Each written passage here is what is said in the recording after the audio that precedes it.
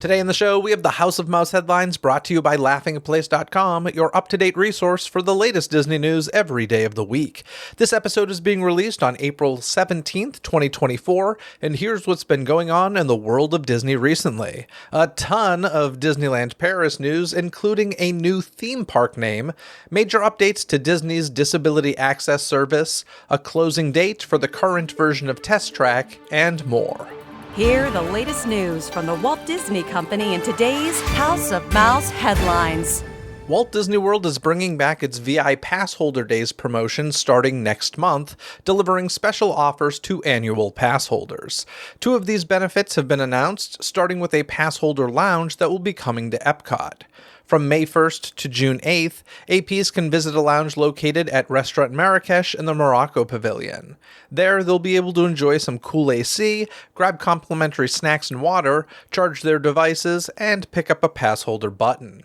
Another announced benefit is a discount on DisneyStore.com.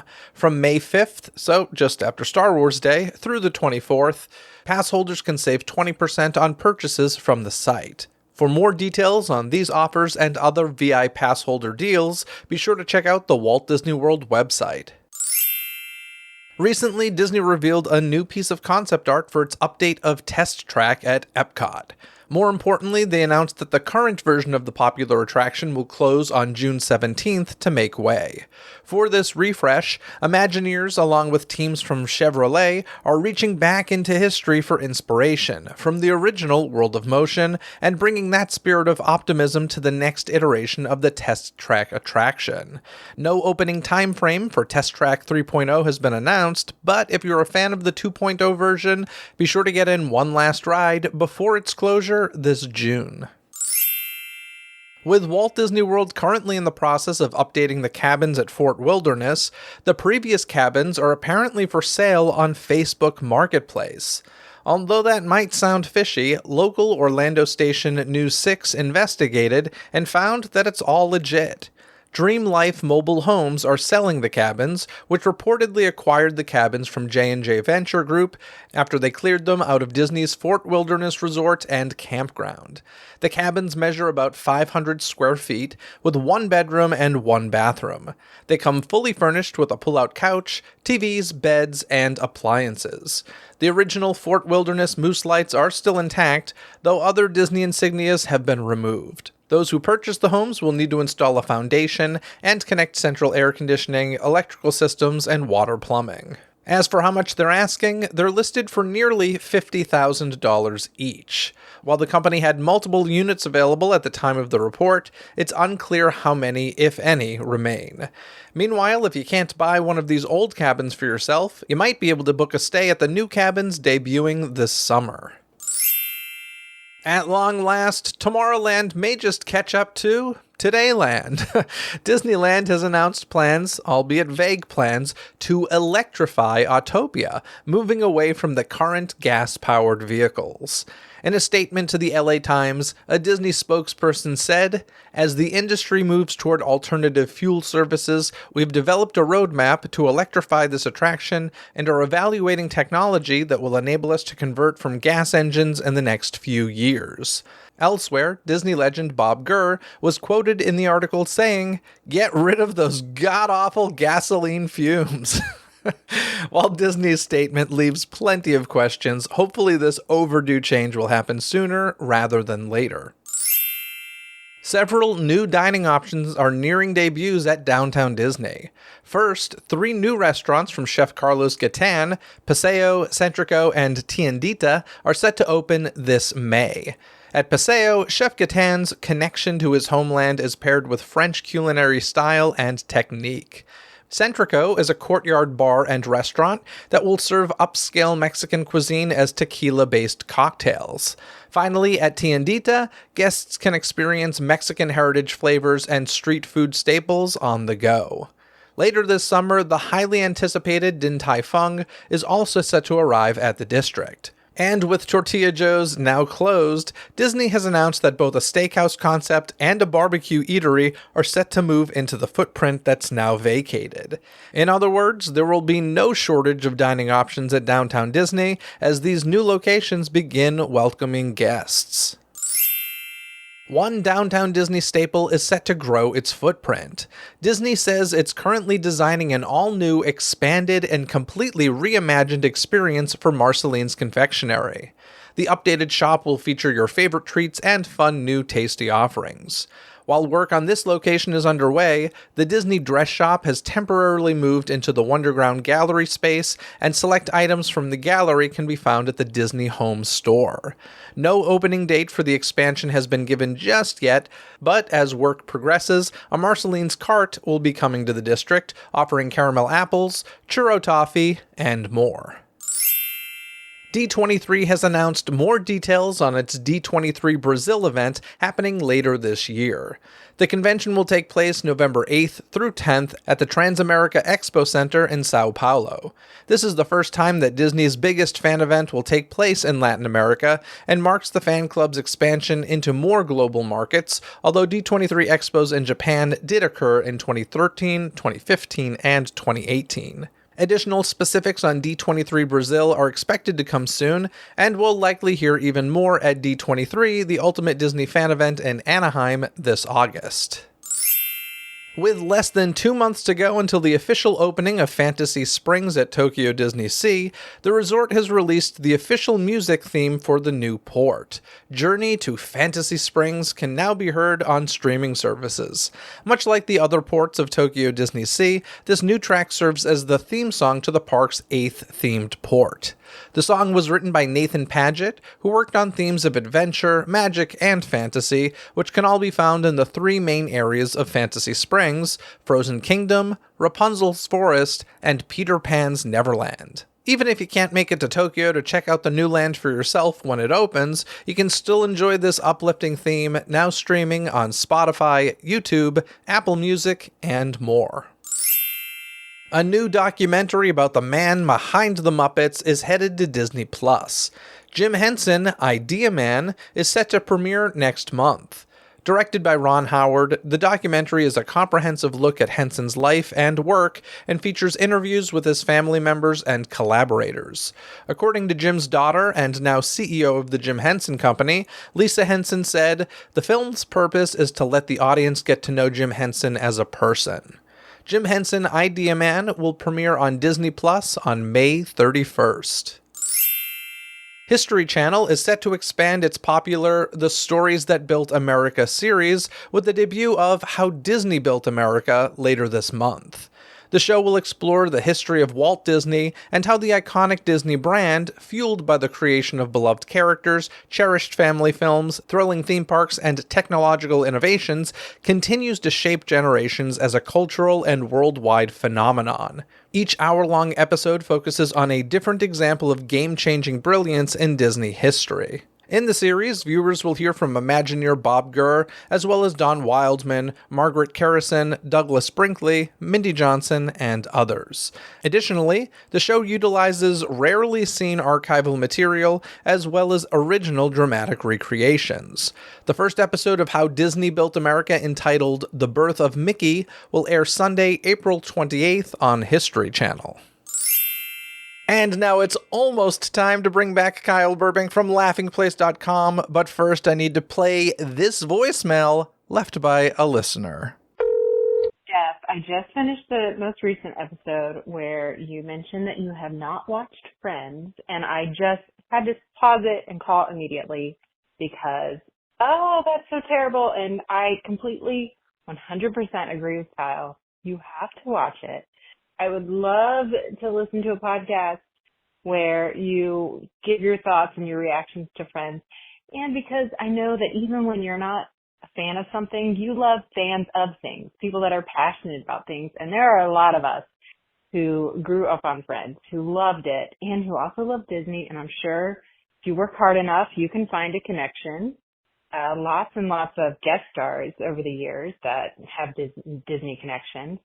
So please, please, please watch Friends and tell us all about it. I have not written a book about it, so I'm sure there are people much more qualified than me to talk to you about it. But please do it. We would love it.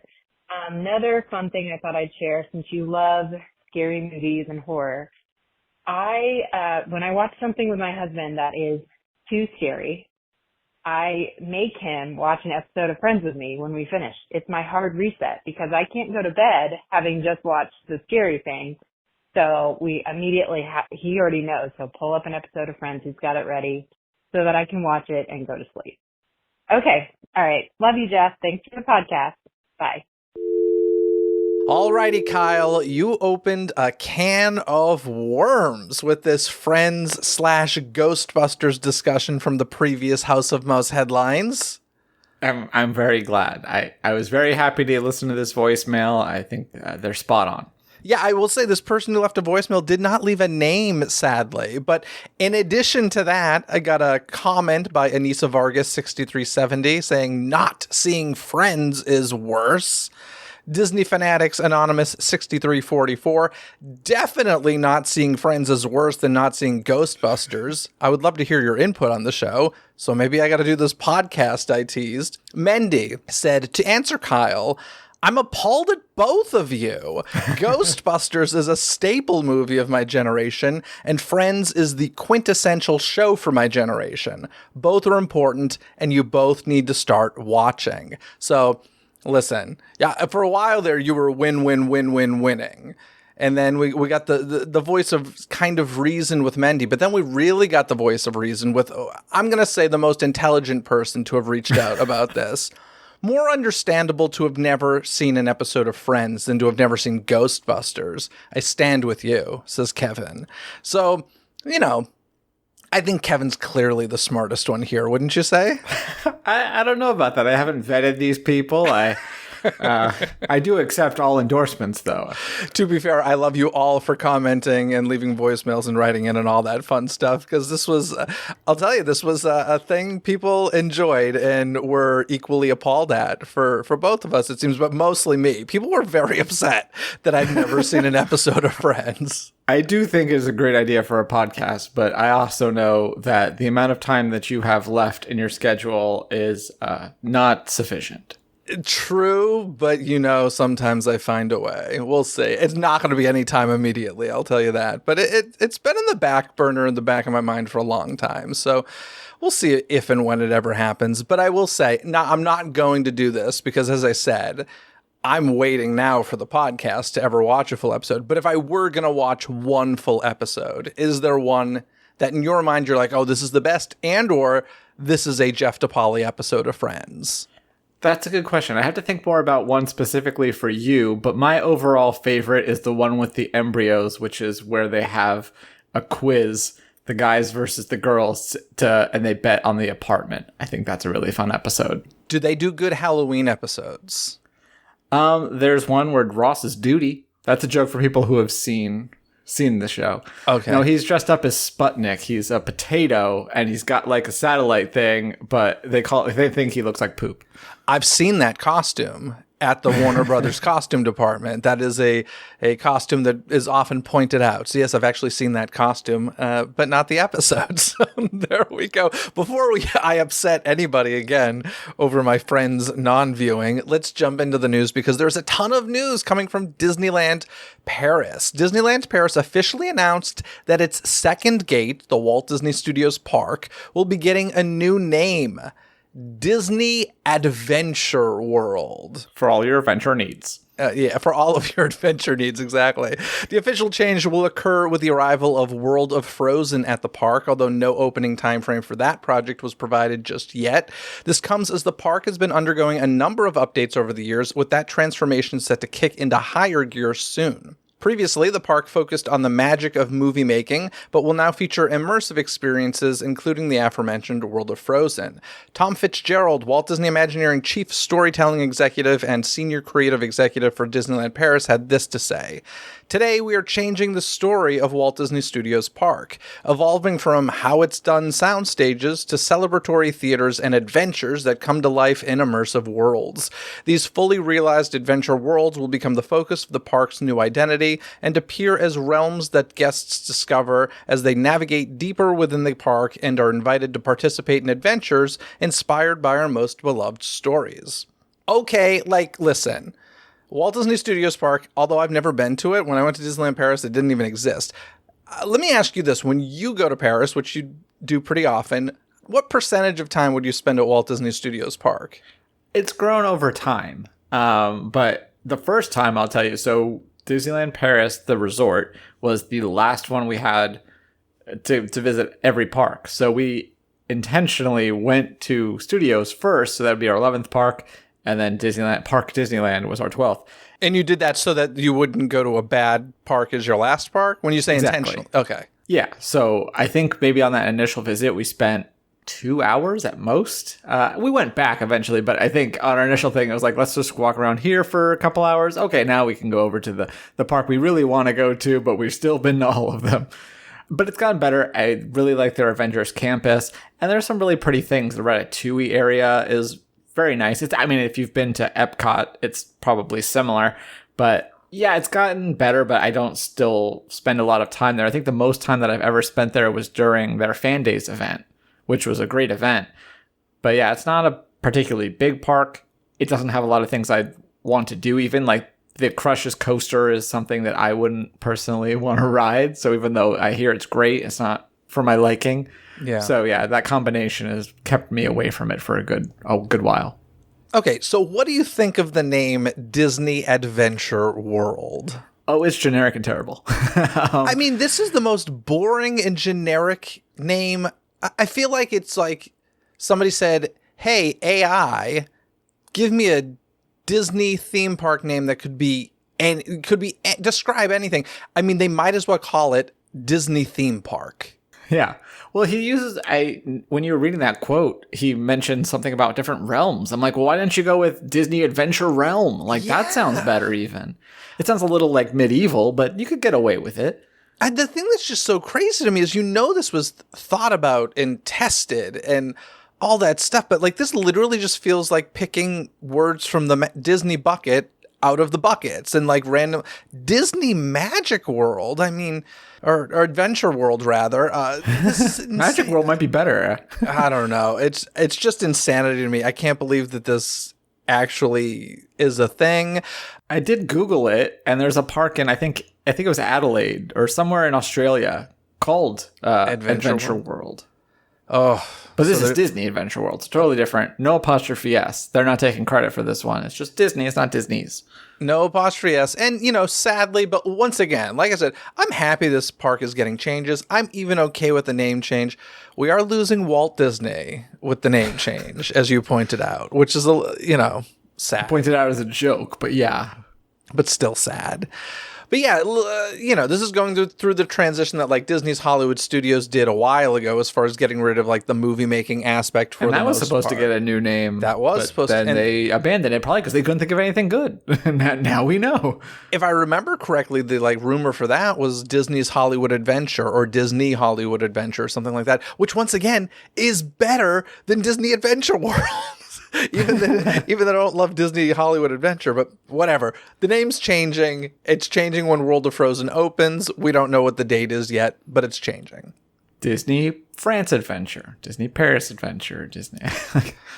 I don't know, man. It's crazy. Anyway, next month, we're sticking with some Disneyland Paris news because we got a bunch of it. Next month, Studio One at Walt Disney Studios Park will close. Having been there, what is Studio One, Kyle? It's just the entrance area. So you go through the turnstiles. There's like a small there's sometimes some meet and greets and stuff in the open air part of it. And, a shop and your normal stuff. Then you go into it looks like a sound stage. And there's some more shopping, some dining, like a counter service thing.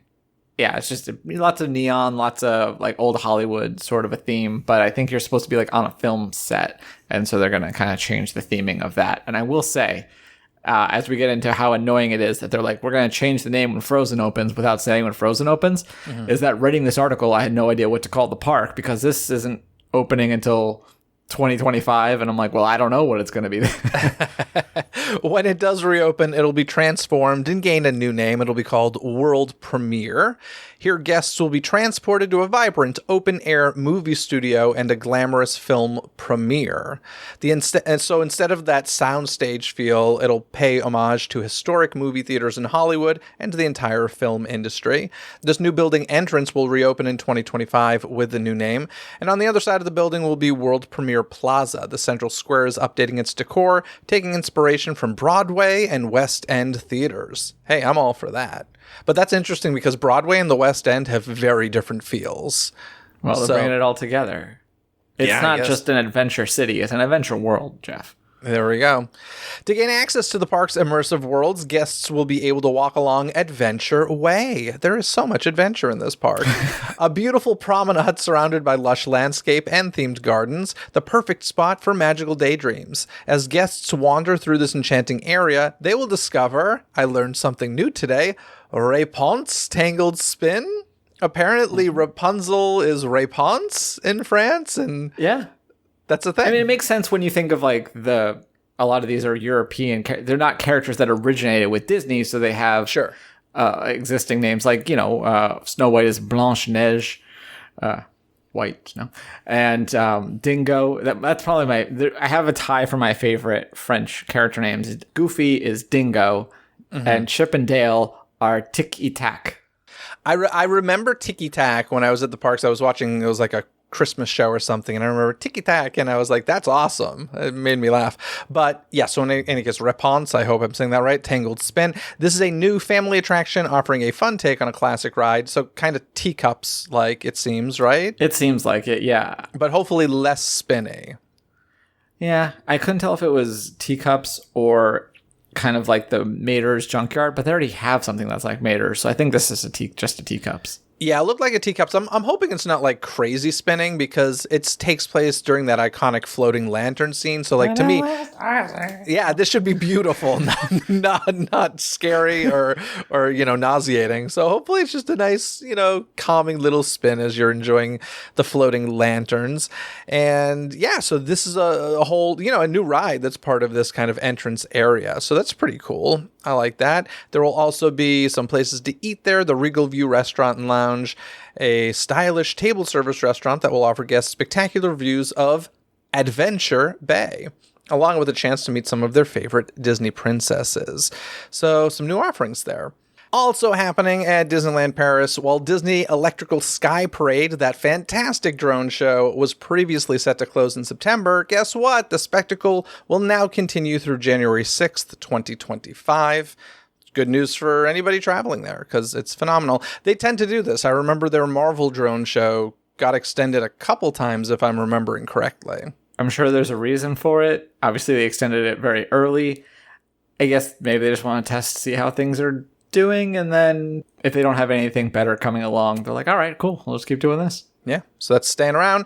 And then a new nighttime activation will be coming to Avengers Campus. Avengers Campus is in the second gate. It was part of the big thing that's kind of like helped reshape, revitalize that. The first thing I'd say was like Ratatouille and then some other small things. But yeah, Avengers Campus is part of this big transformation of Walt Disney Studios Park into Disney Adventure World.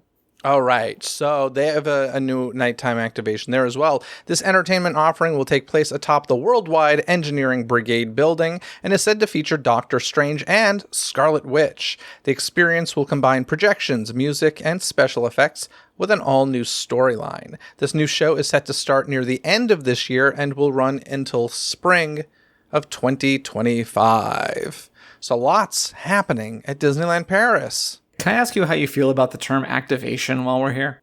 I like the word activation. Really? I think it's stupid. I guess maybe it's not pinned down. Like, this just sounds like a show.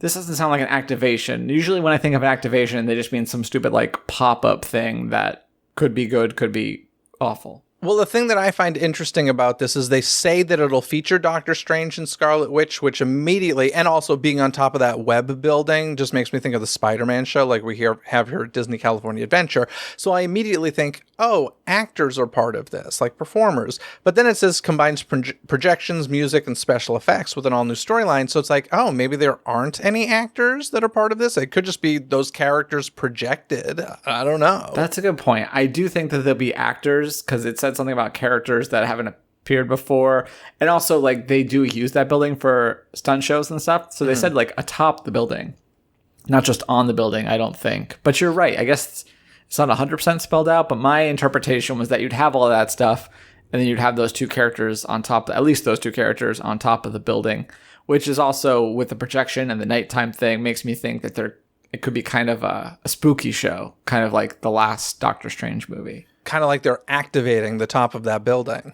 Sure. But anyway, yeah, tons of Disneyland Paris news. It was their 32nd birthday. So they did a big press event and did a goodbye party for Studio One.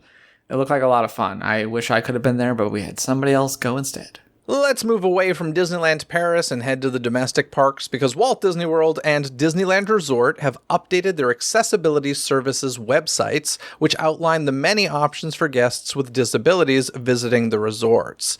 Some additional changes to accessibility services over the coming months include adding more cast members and investing in specialized training on each coast to help guests identify and better understand the recommended tools and options based on their needs. They're teaming with Inspire Health Alliance's health professionals, so an outsourced group, to help cast members as needed determine eligibility for appropriate accommodations and ensure that these accommodations are provided only for the guests for whom they are intended. Guest relation cast members will no longer be part of this enrollment process, which will instead be run by these specially trained cast members in tandem with Inspire Health Alliance health professionals. Adding more options for guests needing support, navigating attraction queues, including a defined returned to queue process. So, I mean, this is a necessary change, it feels like, and one that I know is kind of getting a lot of uproar, but it's just kind of like, and listen, I'm lucky enough I haven't had to really deal with this, but I am going to assume if you genuinely need help, you'll be fine. Well, so the other big change that we didn't really mention there is that they are making it clear that this is just for developmental disabilities. Yeah. So previously, if you had, a physical disability where you don't need an ECV or a wheelchair, but maybe you can't stand in a queue for an extended period of time, you might also qualify for this. And now it sounds like they're saying, no, this is just for autism and similar is their wording of how these are going to go to. So that's kind of where I've seen the most pushback is from those people that previously qualified for it and who are now, it sounds like they're not going to. You're saying the autistic people are no longer going to? Or? No. It's only for developmental disabilities. So I'm people who might not want to get a wheelchair, but also don't want to stand in a queue or can't stand in a queue for an extended period of time, who might have previously qualified. It's now saying they're not. It's only for autism and similar developmental disabilities overall. In fact, it says it right here. Let me read exactly what they said. Perhaps the most major change will be to eligibility requirements for the DAS program, which will now strictly accommodate only those guests who, due to a developmental disability like autism or similar, are unable to wait in a conventional queue for an extended period of time. With these changes, Disney will be extending the DAS enrollment period for eligible guests from up to 60 days to up to 120 days, and adjusting DAS party size to include immediate family members only, but otherwise no more than 4. However, it should be noted that the DAS enrollment period will temporarily be reduced from 60 to 30 days until the updated services launch. At Walt Disney World, in-person registration will no longer be available. At Disneyland, in-person registration will be available at the Accessibility Services window at the ticket booths. These changes will take effect on May 20th at Walt Disney World and June 18th at Disneyland. So, I mean, I don't think it's any secret that people were taking advantage of this system, and obviously not everyone. A lot of people need this, and it's a great thing that they have. But, I personally know people that took advantage of it, and I think that they're crap people for doing that. Like, these are people who play volleyball on the weekends and just don't want to wait in a long line at Disneyland and have something that made them eligible. So, but I also think Disney did this to themselves by inventing this thing called Lightning Lane, because the statistics have shown that, when that went into place, the use of DAS skyrocketed. So they did this to themselves. But I'll tell you right now, by them changing things, they're going to sell more Lightning Lanes, because these same people who are okay, lying and cheating a system, if you're willing to do that, you're willing to do a lot to cut a line. And a lot can also mean just paying for it. So, I don't know. I think it's going to benefit Disney in the long run. I think it's going to benefit the people who actually need these services. And, yeah, I mean, some people are definitely going to be hurt by it. There are people who previously qualified legitimately and they're now being cut out and they're kind of finding themselves in the middle. So, and yeah, you used to be able to, before Genie, like you get around it by getting yourself a fast pass. Be like, okay, well, this is not ideal, but at least I can, help myself by using this free service. And now you don't even have the free service. So I guess what's your option? I guess now you want to rent even though you don't want a wheelchair, you have to get a wheelchair. And then is Disney going to stock enough extra ECVs and wheelchairs for people who are going to require those now? So tons of questions. I honestly don't know much about this. I'm learning from what I've heard from people who do have direct experience with it. And so if I got anything wrong, I apologize because, this is not like Jeff. I'm blessed. I don't have any of these needs, but that's just the feedback I've heard from some people who do use it for things that weren't developmental. Yeah, I'm only attacking the people who don't need this. Oh, I know you are. To be clear, I completely agree. I'm just saying, I know that this is going to affect some people. I don't know what percentage of people that is or anything. Yeah, and I'm going to hope and assume that if you legitimately need it for a reason, they'll work the kinks out to make sure that those people get it. Because, otherwise, they're going to get sued. Let's face it. If they don't figure out a solution for people who actually need it, they're going to get sued. So they're going to figure it out. It's just those of you taking advantage of it that are not going to. And by the way, they're like, apparently this has always been a thing, but they're kind of really reiterating, you will get banned from the parks if you're caught lying and cheating the system. So don't try it, because let's face it, there are websites and information online that say, if you use these exact words, they can't say no to you, right? Like we've all heard of this sort of thing and people take advantage of that. So just, don't be a crap person. I thought you were going to do the DeFranco line. Don't be stupid. But yeah, we also remember a while back, some tour guides were getting banned from Walt Disney World, and Disney accused some of them of teaching people or telling people to exploit the DAS system. So that was another high profile thing that kind of the writing on the wall for it. And remember that DAS was a controversial replacement of a different program that was also being abused, that was even easier, like even more, I don't know if accessible is the right word, not in terms of people that can get it, but you didn't have to get a return time. You just flash your card and could walk through the exit of like any attraction. Oh, I actually don't remember that changeover. Yeah. So interesting. But once again, I will say, Disney, you did this to your fault. Get rid of the freaking lightning lane. God, I hate lightning lane with a passion. Have I made that clear? It's one of the t-shirts. It's one of the t-shirts, you're right. All right, let's move on because the Star Wars Celebration Season of the Force is currently running at Disneyland Park through June 2nd. And I went to cover this for Attractions Magazine. I ran into our pal Mike there covering it for Laughing Place. Just want to touch on a few things. Number one, the Fire of the Rising Moon's fireworks show is a thing that's happening that I did not get to see because guess what? Disneyland canceled. Santa Ana. Because of weather. It was a pretty windy day. The thing that was kind of upsetting was like we had to be there at 6 a.m., which meant I was up at like 4:30 a.m. and had to wait till 9:30 for fireworks, which were canceled. So it was a very long day. You didn't roll the dice and assume they were going to be? No, because I was there working, like if they happened and I wasn't there to cover it, like it would have been not good. So it was a little, upsetting, but I really upsetting more because I really want to see this show. Like I love this concept of Star Wars music to the Disneyland fireworks from a different angle. Correct me if I'm wrong, but this will be the first time we hear John Williams music in the land other than in the rides, correct? Except for maybe the opening. Yeah, because all the sounds in the land are just like spaceships and creatures and stuff. So that's kind of cool and exciting. I want to talk about the Seek and Find scavenger hunt. Don't do it. It's free. Don't do it. It's free. It was so frustrating. It had me bouncing between Galaxy's Edge and Tomorrowland and back and forth. And then they had these decoder things that looked like math problems. And then I realized, wait a sec. There's just a bunch of extra gibberish on here to make this seem like more of a thing than is. The prize is a trading card. I'm like, don't do it unless you have a lot of extra time. Mike can read Arabesh fluently. Oh, can he and really? Still was frustrated by it. Oh, okay, good. I'm glad I'm not the only one. I was really annoyed by this. And I like scavenger hunts. Extravaganza, I love it. Pluto's pumpkin hunt or whatever they call it, I love it. This frustrated the hell out of me. And one of the funny things was like we had to find canisters, which had, codes and stuff on them.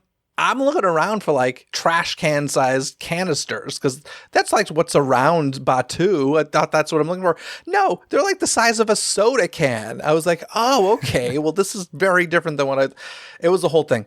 Don't do seek and find unless you're really, really bored at Disneyland because you go constantly. We also get new destination and characters in Star Tours. Sabine Wren from Ahsoka, the Disney Plus series, is there as well. And we got the BDX droids. They're now making daily appearances. These are super cute droids, right? Like they're really fun, really interactive. I think they're adorable. It builds the world of Galaxy's Edge for sure. Definitely check them out. I think they were fun. What'd you think of the videos of them? They looked very cute, and they're doing well on our YouTube, so I approve. Fair enough. Speaking of animatronics, though, we now have a new YouTube series from Walt Disney Imagineering's YouTube channel. It's called We Call It Imagineering. That is part of a famous Walt Disney quote. And the first episode, it's about 15 minutes long, really good. It's continuing the tradition of, Walt showing behind the scenes of the park that started with the Disneyland TV series and continues in various different ways. It went from that to the Sunday night movies to Disney Channel to now YouTube series, and it's pretty cool. But we got a big peek at Tiana's Bayou Adventure figures. What did you think of these beauties? They look great. It's cool that people...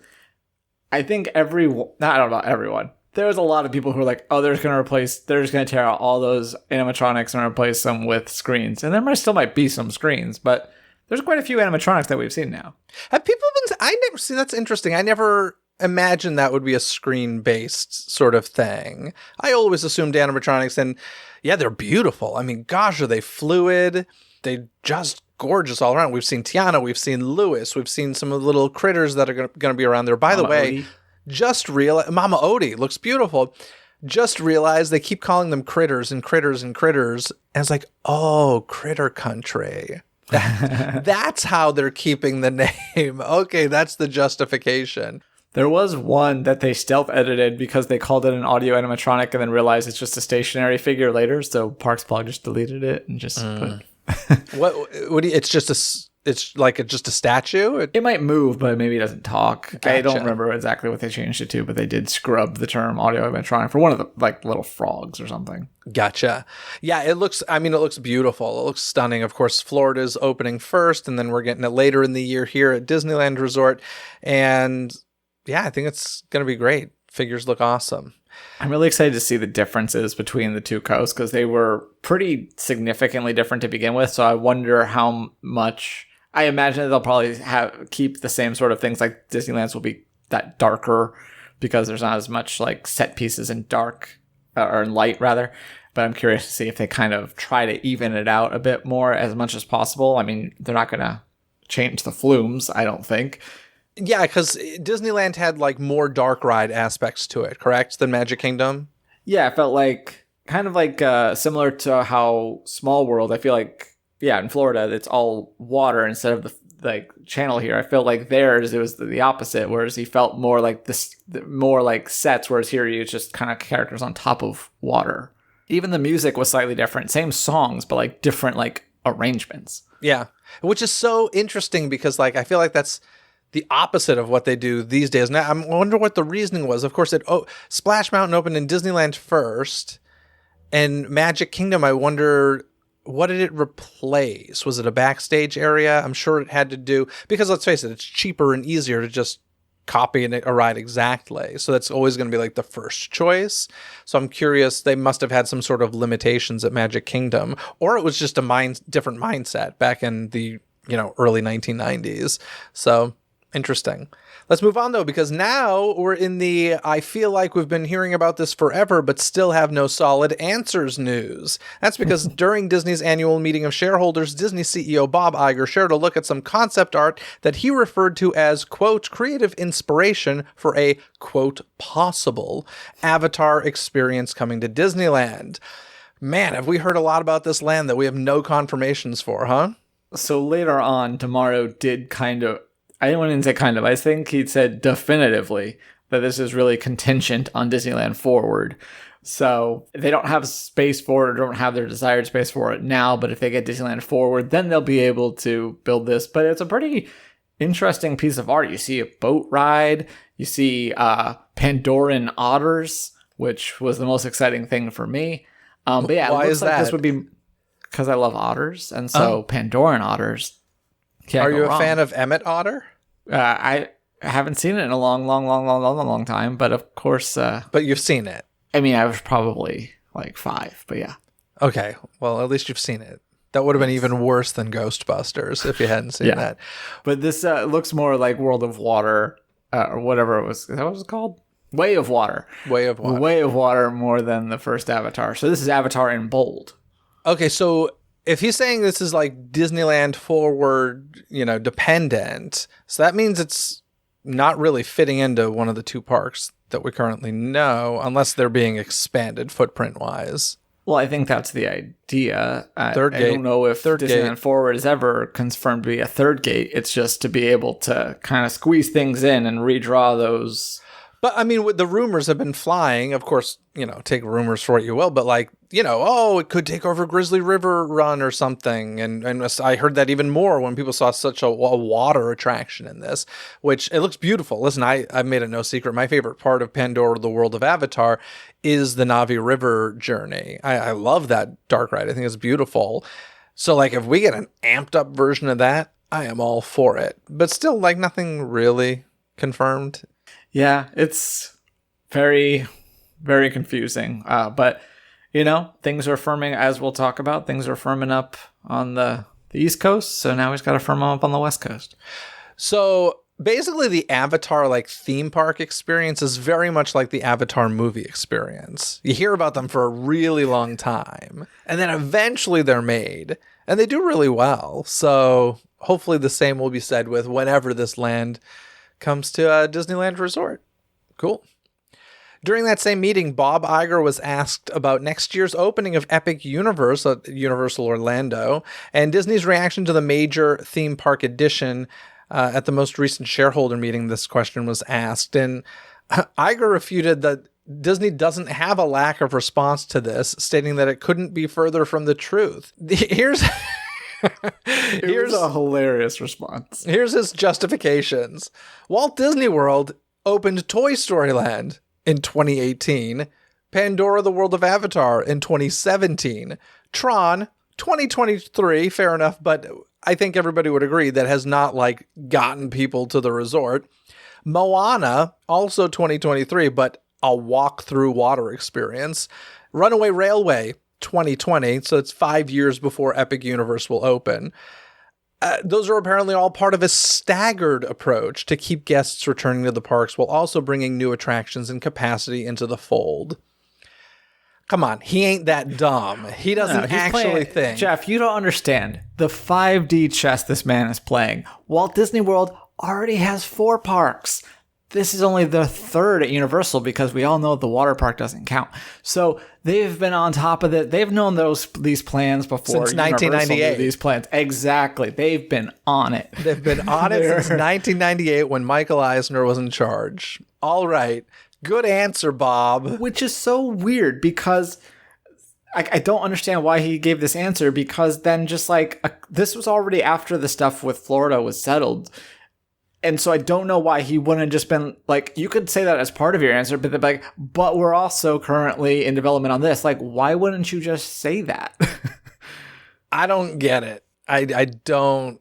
I was sitting there listening to it live. And by the way, just want to say the shareholder meeting, it was frustrating for me because there's normally that part where people get to call in and ask questions.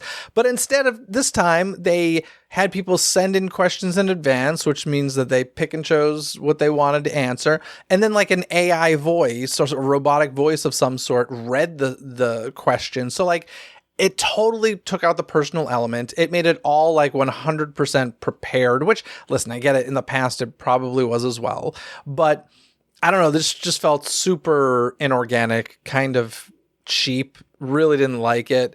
And I'm sure, in their mind, they're like, we didn't dodge the tough questions. We answered the epic universe question. But holy crap, you had a terrible unprepared answer for that, or a terrible prepared answer for that. I mean, woof. He was still punch drunk from beating Nelson, I guess. I guess we should mention that what Nelson Peltz, who was trying to take. Yeah, Nelson Peltz got 31% of the vote. That's the person who was trying to take over the Disney board. And yeah, I mean, I'm not surprised. Apparently they were sweating it from what I understand, but I mean, 31% is nothing. Yeah, I mean, some pretty high profile, like big shareholders went for Nelson or endorsed Nelson and things like that. So I think in the end, yeah, he got 31%. I think Staggs only got 12%.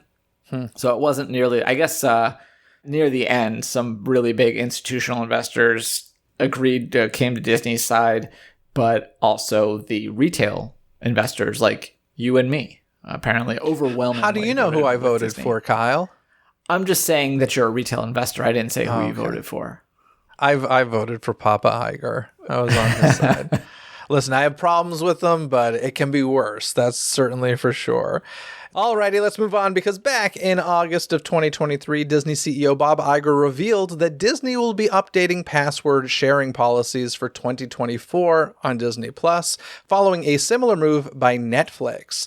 The company's first big foray into cracking down on streaming password sharing will begin in June, with a wider rollout in September. This will apply to not only Disney Plus, but also Hulu and ESPN Plus. And my question is this, how is this rolling out? How are you the lucky winner who gets affected by this in June versus he said September? certain markets and stuff. Okay, so it's going to be by market. Mm-hmm. Listen, this is not a surprise. Netflix has proven that this works. Everyone said they were going to cancel Netflix, and instead they gained subscribers. It's all of their... They actually didn't gain subscribers. They gained money. So, Well, I guess they gained subscribers to a point, but the amount of people that dropped off didn't equal the amount of people that joined. So it's very much the Disney theme park mentality, right? Lesser guests, get them each to spend more money. That's what Netflix did. It worked. So get ready for this across any streaming service that is successful. So it's going to work for Disney Plus as well. It's your own fault. If you were the person who gave empty threats to Netflix, guess what? You screwed yourself and everybody else. I will admit right now, I'm borrowing a password for Disney Plus. I just don't watch enough on it. And I knew this was coming, and I was like, you know what? I'll enjoy the wave as long as I can. And then when time comes, I'll rent it for a month at a time. The problem would be if they ever got rid of the month to month and they're like, you need to buy it for a year. That would be a huge, huge problem for me, because I don't think the service is worth it for a year. If you got young kids and you put this thing on every day and you just have them in front of the TV watching their favorite cartoons, great. But it's few and far between when a series pops up that I really want to watch. It's probably been a couple months right now since I've turned on Disney Plus. So, this is the thing. Fair enough. I do watch Disney Plus. I think I've said before, I enjoy going through one Boy Meets World episode a week so I can keep up with Pod Meets World. And, Jeffrey, I watched Wish this past week, or maybe 2 weeks ago, but I watched Wish. How did you like Wish? I liked it a decent amount. All right. I mean, that's on par. Yeah. Yeah. I thought that there were some things that could have been stronger about it, but overall I liked it. Got slightly emotional. Thought it was good. Yeah, I got a free digital copy of Wish recently, and I was like, sure, I'll take it. It's free. I do need to rewatch it. Well, do I? Maybe not immediately. I need to rewatch Encanto. I'll say that. I'll say I like the choruses of the music. The verses didn't really get... They felt very exposition heavy. Just kind of rambly. But the choruses I thought were solid. Before we go, I want to touch on one thing that happened to me at Disneyland. It's something frustrating that, honestly, it's been like this for a really long time and I just don't understand it. So, I love the Disneyland band, right? Mm-hmm. Love them. Often check them out. But on their schedule, it says Disneyland band, Main Street. And it'll have a time. And I'm always like, okay, well, what does that mean? I will tell you, whenever they're on quote unquote Main Street, they're never on Main Street. They're either in Town Square or in the Hub, neither of which are Main Street. And that drives me crazy. I'm like, just say Town Square or the Hub, please. Why does the schedule say Main Street? I mean, I guess technically they're not wrong, but they could be more specific. Drives me nuts as somebody wanting to know where they are. And they're very inconsistent, I will say. It's kind of surprising because Disney's good about like being on schedule with shows and stuff. Disneyland Band, not so much. Like there have been, like literally there's a couple times ago I was there. I was like, hey, it says they're coming on at, I don't know, 1:20. And the woman's like, oh, really? We thought it was 1:30. I was like, wait a second, what? Really? Okay. Your app says 1:20. That's funny. But yeah, I just want to know where my Disneyland Band's going to be. Don't make it so hard for me. And I will also add, though, if you have never, like, I get it, Disneyland Band, it's not people's priority. But if you have young ones with you, do not miss the Disneyland Band show. I think it's around 12:15 or so. This is the one that starts at Sleeping Beauty Castle. And then the Fab Five characters come out, plus Chip and Dale and stuff. And they do a march down Main Street to Town Square in front of the train station. This is so much fun. Like, I love it. It's one of my favorite parts of the day in Disneyland. Especially if you have young ones with you, make sure you do this. It is awesome. And I honestly feel like it's like a hidden secret because it's one of like 6 or however many show times for Disneyland Band on the schedule. But it doesn't, it mentions it, you know, including March Down Main Street, but it doesn't really mention how character heavy it is and how you can join the March Down Main Street. Like, it's really cool. So I just want to say, do it if you have the chance. It's awesome. Sounds cool. Have you ever done it? No. Oh, when you're here for Expo, if you go to the parks, Expo, not Expo. If you go to the parks, you should totally do it. It's really, really good. Anywho, that's what we got this week. Anything you want to add before we get going? There was a report that Disney Plus is apparently looking at making like always on channels like Pluto. And I fully endorse this idea. I really hope they do it. And I hope that they choose good channels. I'd also love a randomizer button for episodes of TV shows, but I will totally take these always on channels. So what do you mean? Like you'd put it on the channel and it would be playing something of their choice. So it would just be 24 hours. Yeah. So have you ever turned on Pluto TV? No.